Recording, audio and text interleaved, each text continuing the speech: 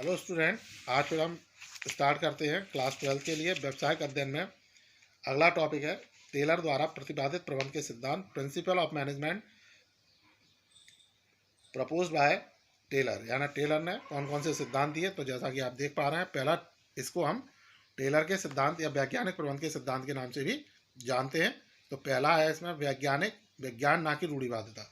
तो टेलर ने अपने संगठन में प्रत्येक व्यक्ति द्वारा किए जाने वाले कार्य वैज्ञानिक अध्ययन द्वारा किया यानी टेलर के अनुसार, टेलर ने अपने सिद्धांत में ये कहा या टेलर ने अपने सिद्धांतों में ये बताया कि जो व्यक्ति है उसे अपने प्रत्येक कार्य को करने के लिए वैज्ञानिक आधार लेना चाहिए। यानी वैज्ञानिक आधार पर वो कार्य करने चाहिए। अपने अंतर्ज्ञान, अनुभव, भूल एवं सुधार विधियों द्वारा जो कार्य किए जाते हैं द्वारा लिए गए व्यक्तिगत निर्णयों के स्थान पर, यानी जो हमारे अंतर्ज्ञान, भूल अगर होगी तो उसमें सुधार कर लिया जाएगा। इस तरह की परंपरावादी या रूढ़िवादी तकनीकों के स्थान पर हमको वैज्ञानिक तकनीकों का प्रयोग करना चाहिए, जिससे हम अपने प्रत्येक पहलू का वैज्ञानिक तरीके से जब हम करेंगे तो उसमें हम क्या करेंगे, प्रत्येक पहलू का गहराई से अध्ययन कर सकते हैं और उनसे समस्या से संबंधित निष्कर्ष निकाल सकते हैं। इसमें टेलर ने इसे अंगूठा विधि के पुराने नियम के स्थान पर विज्ञान का प्रतिस्थापन कहा। तो टेलर ने इसको क्या कहा कि ये अंगूठा, यानी टेलर के अनुसार पुराना जो नियम है, उन्होंने अंगूठे के पुराने नियम, अंगूठा विधि, यानी जो अनपढ़ लोग हैं या जो कम पढ़े लिखे लोग हैं जो अंगूठा लगाते थे, उस नियम के आधार पर या उस नियम के स्थान पर उन्होंने कहा कि ये जो नियम है, ये जो सिद्धांत है, वो उस पुराने नियम के स्थान पर नया नियम है। इसी में आगे है समन्वय ना कि मतभेद। तो टेलर ने अपने प्रबंध के सिद्धांत में संघर्ष एवं मतभेद के स्थान पर समन्वय स्थापित करने की बात की। तो उन्होंने कहा कि संघर्ष, किसी भी उपक्रम में संघर्ष नहीं होना चाहिए या मतभेद नहीं होना चाहिए। उसकी जगह क्या होना चाहिए, आपस में समन्वय की भावना होनी चाहिए। यानी आपस में मिलजुल कर कार्य करना होगा। यानी प्रबंधकों को अपना दृष्टिकोण बदलकर सोचना चाहिए। यानी प्रबंधकों को अपनी सोच में बदलाव लाना है और ये सोचना चाहिए कि प्रबंध व श्रमिक दोनों के सहयोग से, यानी कोई भी संस्था, कोई भी उपक्रम जो आगे बढ़ती है वो अकेले प्रबंधकों के कारण नहीं बढ़ती या अकेले श्रमिकों के कारण नहीं बढ़ती।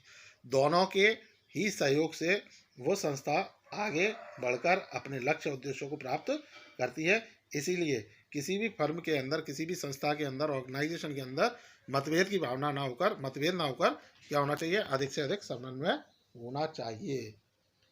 इसी में आगे बात करते हैं तीसरे पॉइंट की, सहयोग ना कि व्यक्तिवाद।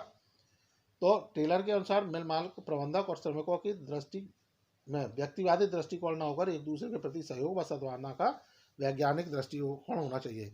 यानी जो हमारे प्रबंधक हैं, यानी टेलर ने कहा कि वैज्ञानिक तरीकों को अपनाने के लिए प्रबंधकों को क्या करना चाहिए कि व्यक्तिवादी दृष्टिकोण नहीं अपनाना चाहिए। व्यक्तिवादी दृष्टिकोण का मतलब हो गया कि केवल ये काम नहीं कि बस मुझे फ़ायदा हो। यानी प्रबंधक ये ना सोचें कि केवल मेरे को फ़ायदा हो, मिल मालिक ये ना सोचें केवल मुझे फ़ायदा हो, या श्रमिक ये ना सोचें कि मुझे फ़ायदा हो, बल्कि संयुक्त रूप से सभी लोगों को मिलकर क्या करना चाहिए, सहयोग की भावना पैदा करनी चाहिए कि हम सब लोगों का जो लक्ष्य है वो संस्था को आगे बढ़ाना है, उपक्रम को आगे बढ़ाना है।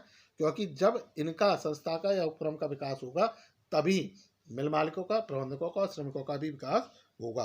अगर सब अपने व्यक्तिवादी दृष्टिकोण में लगे रहेंगे, सब केवल अपने फायदे, अपने हित की बात करेंगे, तो ऐसी स्थिति में संस्था का जो इकजाई, जो उद्देश्य है, इकजाई जो लक्ष्य है, उसे वो प्राप्त नहीं कर पाएंगे और फिर ऐसी स्थिति में किसी की व्यक्तिगत हित भी पूरे नहीं हो सकते। तो इसलिए उन्होंने ये कहा कि इसमें व्यक्तिवाद ना होकर सहयोग की भावना होनी चाहिए। फिर है अधिकतम ना कि सीमित। तो उन्होंने कहा कि टेलर ने श्रमिकों की उत्पादकता व उत्पादन दोनों को अधिकतम करने की बात कही। वैज्ञानिक प्रबंध के सिद्धांत या टेलर ने यह कहा कि हमें क्या करना है, वो अपनी उत्पादन क्षमता बढ़ानी है और श्रमिकों की उत्पादकता क्षमता बढ़ानी है।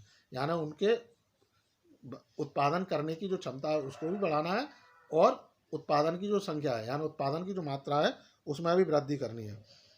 वह श्रमिकों की अकुशलता के पक्ष में न होकर उनसे अधिक काम लेने में पक्षपाती थे। यानी उन्होंने कहा कि वो अकुशलता के पक्ष में नहीं थे कि हमें क्या करना है, उनसे अधिक से अधिक काम लेना है, नहीं लेना चाहिए। उनके अनुसार श्रमिकों को अपना रूढ़िवादी दृष्टिकोण बदलना होगा और अधिकतम कुशलता के साथ उत्पादन में अपना योगदान बिना किसी काम चोरी के देना होगा। तो उन्होंने कहा कि जो श्रमिक है, श्रमिकों को क्या करना होगा कि अपना जो पुराना दृष्टिकोण है, पुराना काम करने का तरीका है, उसमें बदलाव करना होगा और अपना बेस्ट से बेस्ट यानी अच्छे से अच्छा प्रदर्शन उस संस्था के अंदर देना होगा बिना किसी काम चोरी के, बिना किसी ढील डाल के। अब परंतु इस संबंध में उनका सुझाव था कि उत्पादन बढ़ने पर जो अधिक लाभ हो।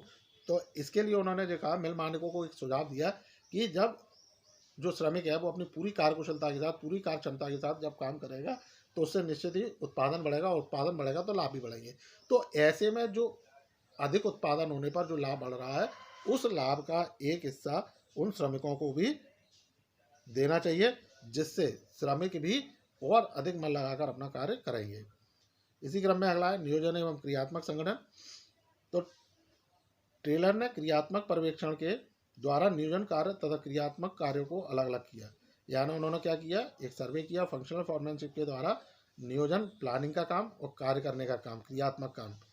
प्लानिंग का फंक्शन और फंक्शनल जो एक्टिविटीज़ हैं उनको अलग अलग कर दिया।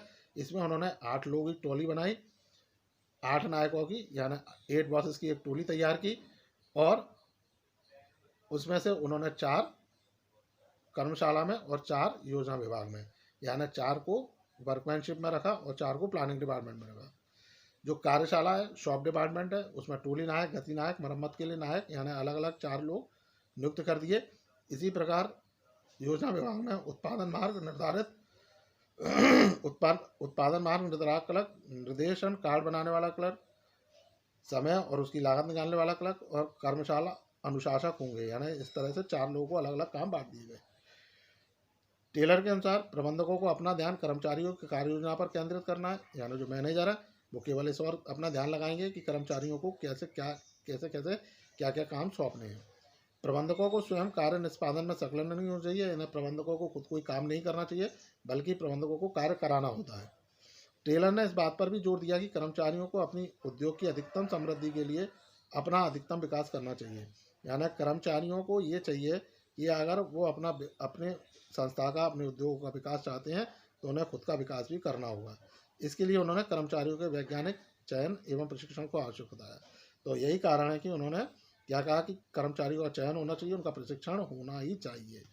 तो गाइस, आपको ये वैज्ञानिक प्रबंधन के सिद्धांत समझ में आए होंगे। इससे संबंधित प्रश्न आप पूछ सकते हैं। So guys, thank you.